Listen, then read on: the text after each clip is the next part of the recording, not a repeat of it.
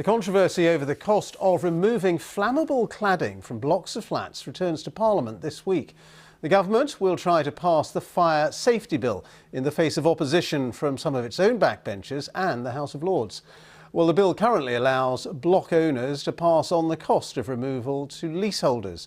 As Sarah Corker reports, campaigners fear that could lead to widespread bankruptcies.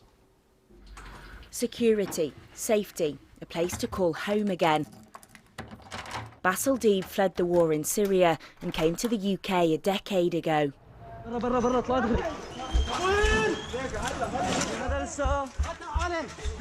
When you live in these situations, you often come to a point where you feel numbed of the violence and the death that goes around.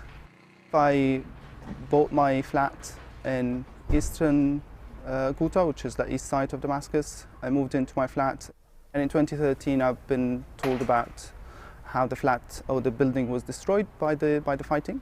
It was my life savings, basically all gone. This is where I live. Eventually, Basil was granted asylum. He could work and managed to buy a 25% share in a one-bed flat in East London.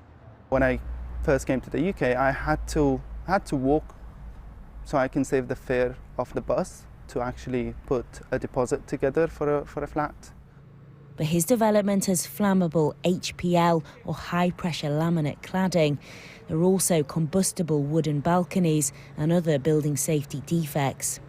I own 25% of my flat, but yet I am asked to pay 100% of any remediation work that could be needed for the property, which could lead to me being bankrupt.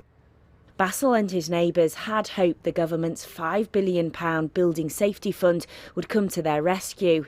But their application's been rejected. Their development judged to be just half a metre short of the 18-metre qualifying height for funding.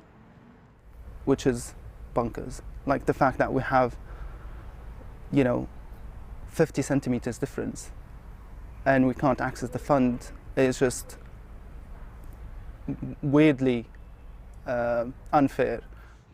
The Ministry of Housing told us that for smaller blocks, low-interest loans will be offered to help cover cladding costs. It added that building safety is the responsibility of the building owner. I'm still hoping that society will not accept this to happen to so many people across the UK on that massive scale. Sarah Corker, BBC News.